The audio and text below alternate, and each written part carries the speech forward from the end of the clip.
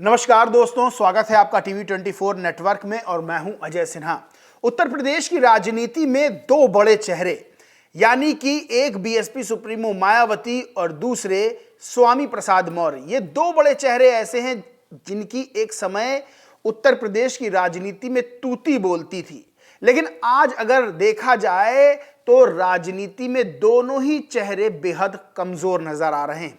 यानी कि बीएसपी की अगर बात कर लें तो इस वक्त बीएसपी की स्थिति बेहद कमजोर है और जितने चुनाव हो रहे हैं, चुनाव दर चुनाव बीएसपी का जो जनाधार है और जो ग्राफ है वो गिरता चला जा रहा है। बीएसपी सुप्रीमो मायावती बेहद बड़ी नेता रही हैं उत्तर प्रदेश में और देश की राजनीति में भी उनका अच्छा खासा दबदबा रहा है। यानी कि 2007 में पूर्ण बहुमत की सरकार बनाने के बाद 12 तक वो मुख्यमंत्री के तौर पर उत्तर प्रदेश में शासन करती रहीं और उसके बाद जो स्थितियां रहीं वो स्थितियां ऐसी रहीं कि बीएसपी साल दर साल कमजोर होती नजर आई। आज बीएसपी अपनी मजबूत स्थिति को लेकर संघर्ष कर रही और बीएसपी सुप्रीमो मायावती फिर से वही जनाधार चाहती हैं जो एक समय बीएसपी का था। वहीं दूसरी अगर स्वामी प्रसाद मौर्य की बात कर लें तो स्वामी प्रसाद मौर्य बीएसपी की सरकार में कैबिनेट मंत्री रहे, उसके बाद बीजेपी की सरकार में भी मंत्री रहे। बीजेपी से नाता टूटा तो समाजवादी पार्टी में अखिलेश यादव के साथ आ गए और अखिलेश यादव के साथ बराबर में ही बैठते थे। यानी कि उनका राजनीतिक कद इससे जाना जा सकता है कि उत्तर प्रदेश में वो बीएसपी सुप्रीमो मायावती के भी खास रहे। जब वो बीजेपी में आए तो बीजेपी में भी कैबिनेट मंत्री रहे और बाद में समाजवादी पार्टी में अखिलेश यादव के बराबर में बैठते थे, बराबर में उनका कद था। यानी सीधे तौर पर उनकी राजनीतिक जो महत्ता है, राजनीतिक ताकत है, उसको नकारा नहीं जा सकता है। लेकिन हाल के दिनों में जब उन्होंने समाजवादी पार्टी से भी दामन छुड़ा लिया, अपना साथ छोड़ दिया, उसके बाद वो कहीं ना कहीं हाशिए पर नजर आ रहे हैं और राजनीतिक रूप से कमजोर है, फिर से अपनी जमीन को तलाशते हुए नजर आ रहे हैं। अब सबसे बड़ी बात यह है कि ये दो बड़े राजनीतिक चेहरे एक साथ आने वाले हैं। ये चर्चाएं उत्तर प्रदेश में शुरू हो गई। उत्तर प्रदेश के राजनीतिक गलियारों में, खबर नवीसों में चर्चा शुरू हो गई है कि स्वामी प्रसाद मौर्य फिर से बसपा ज्वाइन करने वाले हैं। दरअसल बीएसपी सुप्रीमो मायावती ने एक बड़ी बैठक की थी। जब उपचुनाव का रिजल्ट सामने आया तब उत्तर प्रदेश की 9 सीटों पर बीएसपी को हार का सामना करना पड़ा और किसी भी सीट पर बीएसपी दूसरे नंबर पर नहीं रही। यानी कि जिन सीटों पर बीएसपी का एक समय दबदबा रहता था वहां भी बीएसपी कमजोर हो गई। उसके बाद से ये फिर चर्चाएं शुरू होने लगी कि बीएसपी आखिर कैसे रिवाइव करेगी। फिर बीएसपी सुप्रीमो मायावती ने एक बैठक ली जिसमें उत्तर प्रदेश और उत्तराखंड के बड़े बड़े पदाधिकारी शामिल हुए। इस बैठक में एक बहुत बड़ा संकेत निकला, एक बहुत बड़ा संदेश निकला। दरअसल बीएसपी सुप्रीमो मायावती ने पुराने नेता जो बीएसपी में वापसी करना चाहते उनको हरी झंडी दिखाई। यानी कि जो पुराने नेता जिनका अपना जनाधार था, जो बड़े चेहरे थे राजनीति के और आज दूसरे दलों में है या फिर राजनीति से यूं कहें कि राजनीतिक जो जमीन होती है उसमें हाशिए पर हैं, उन नेताओं को वापस लाने के लिए बीएसपी सुप्रीमो मायावती की तरफ से हरी झंडी दिखा दी गई। अब स्वामी प्रसाद मौर्य चूंकि बीएसपी में कद्दावर नेता रहे, राजनीति शुरू की, फिर बीजेपी में भी रहे, बीजेपी से फिर सपा में रहे, फिर अब जो देखा जाए तो अपनी पार्टी बनाकर राजनीति कर रहे हैं। लेकिन वो सफलता जो उनको राजनीतिक दलों में मिली है, खास तौर से बीएसपी मिली, वो उनको सफलता मिलती हुई नजर नहीं आ रही है।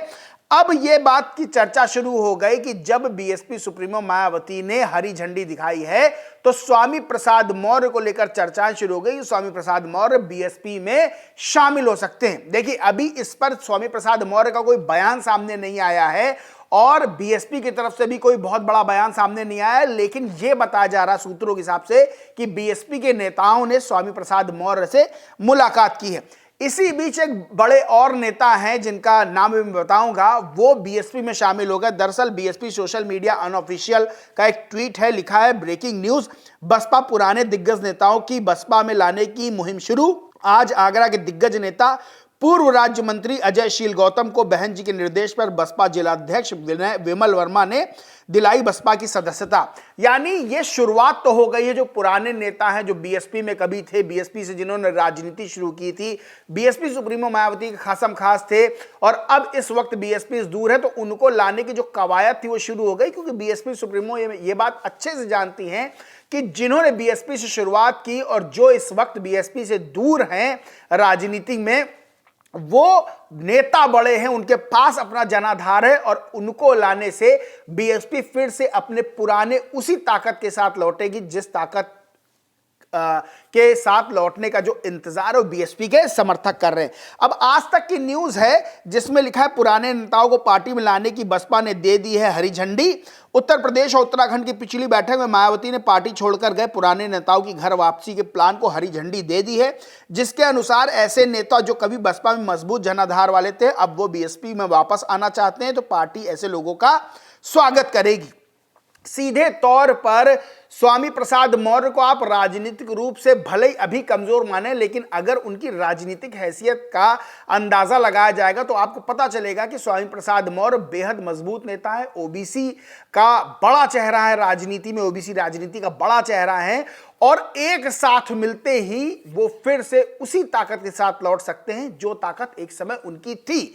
वहीं बीएसपी के लिए भी ये कहा जाता है कि बीएसपी भले ही कितनी कमजोर हो जाए, बीएसपी सुप्रीमो मायावती कितनी ही कमजोर हो जाए, लेकिन चाहे वो राजनीति के जानकार हो, चाहे वो दूसरे राजनीतिक दलों के नेता हों और चाहे देश प्रदेश की जनता हो, एक बात अच्छे से जानती है जो राजनीति को समझती है कि बीएसपी सुप्रीमो मायावती अभी कमजोर नजर आए, लेकिन एक मोड़ पर, एक डिसीजन पर जो है वो अपनी राजनीति को बेहद मजबूत कर सकती हैं, क्योंकि बीएसपी सुप्रीमो मायावती के पास वो जनाधार है जिस जनाधार के लिए सभी राजनीतिक दल सिर फटौल करते रहते हैं। इसलिए बीएसपी का वापस आना, चाहे वो सत्ता में वापस आना हो, चाहे राजनीतिक रूप से मजबूत होना हो, ये कभी भी हो सकता है। यानी कि बीएसपी को लेकर हर कोई ये बात जानता है कि बीएसपी कभी भी मजबूत हो सकती है। कुछ निर्णय और राजनीतिक रूप से उतनी सक्रियता न दिखाना ही बीएसपी को कमजोर कर रहा है और जैसे ही पुराने नेताओं का साथ और बीएसपी सुप्रीमो मायावती का पहले की तरह सक्रिय होना होगा, वैसे ही बीएसपी मजबूत हो जाएगी। ये बात राजनीति को समझने वाले अच्छी तरह से जानते हैं। अब स्वामी प्रसाद मौर्य इधर फिर से काफी एक्टिव नजर आ रहे हैं। उन्होंने संभल को लेकर भी एक बयान दिया। जिस तरह से संभल में जामा मस्जिद में सर्वे के दौरान, सर्वे के बाद जो है जिस तरह से चीज हुई थी, हिंसा भड़की थी, उसको लेकर भी एक बयान दिया है। और इंडिया टीवी खबर है, लिखा है मस्जिदों में मंदिर तलाशना बंद कर दे, नहीं तो स्वामी प्रसाद मौर्य ने दी खुली धमकी। मस्जिद मंदिर विवाद पर स्वामी प्रसाद मौर्य ने विवादित बयान दिया। उन्होंने भाजपा को धमकी दी है कि मस्जिदों में मंदिर तलाशना बंद कर दें, नहीं तो मंदिरों में बौद्ध मठ तलाशने शुरू हो जाएंगे। ये स्वामी प्रसाद मौर्य मैनपुरी गए थे, वहां पर जब पत्रकारों ने संभल को लेकर सवाल पूछा तो उन्होंने ये जवाब दिया था। दरअसल स्वामी प्रसाद मौर्य अपने बयानों को लेकर बेहद चर्चा में रहते हैं। जब समाजवादी पार्टी से अलग हुए, जब समाजवादी पार्टी में वो थे, तब भी उन्होंने कई चीजों पर, चाहे वो हिंदू देवी देवताओं हो, चाहे वो हिंदू ग्रंथ हो, उन पर भी आपत्तिजनक बयान दिए थे। और उसके बाद जो है वो हिंदुओं की नाराजगी स्वामी प्रसाद मौर्य के खिलाफ जो है वो बढ़ती जा रही थी। और बाद में जो है हुआ ये कि सपा से स्वामी प्रसाद मौर्य अलग हो गए। अब सबसे बड़ी बात यह है कि स्वामी प्रसाद मौर्य ने जब बीएसपी से नाता तोड़ा था, तब भी उन्होंने बीएसपी सुप्रीमो मायावती के खिलाफ कई तरह की जो है टीका टिप्पणियां की थी। अब सबसे बड़ी बात यह है कि एक सवाल ये भी खड़ा हो रहा है कि क्या बीएसपी सुप्रीमो मायावती स्वामी प्रसाद मौर्य के उन बयानों को, उन जो है बातों को भुला सकती हैं? ये भी एक सवाल खड़ा हो रहा है। बहरहाल राजनीति में नेताओं का पार्टी छोड़कर जाना और पार्टी में वापस आना, घर वापसी करना, ये कोई बहुत बड़ी बात नहीं होती। लेकिन एक बात तय है कि स्वामी प्रसाद मौर्य का बसपा से अगर जुड़ना होगा तो यहां पर बसपा को भी मजबूती मिलेगी और स्वामी प्रसाद मौर्य को भी एक मजबूत जमीन मिल जाएगी। क्योंकि बसपा के लिए, मैं तो बार बार ये बात कहता हूं पत्रकार होने के नाते, और उत्तर प्रदेश की राजनीति को समझने वाले पत्रकार भी ये बात जानते हैं कि बसपा भले ही कितनी कमजोर हो जाए, भले ही कितनी कमजोर दिखे, लेकिन जो बसपा की जमीन है, जो बसपा की नींव है, वो बेहद मजबूत है और कभी भी बसपा गेम चेंजर साबित हो सकती है। बाकी दोस्तों, इस पूरे मामले पर आप क्या सोचते, क्या मानते, कमेंट करके जरूर बताएं। वीडियो अच्छा लगा तो लाइक करें, शेयर करें और चैनल को सब्सक्राइब नहीं किया तो सब्सक्राइब करके बेल आइकन जरूर दबा लें। धन्यवाद।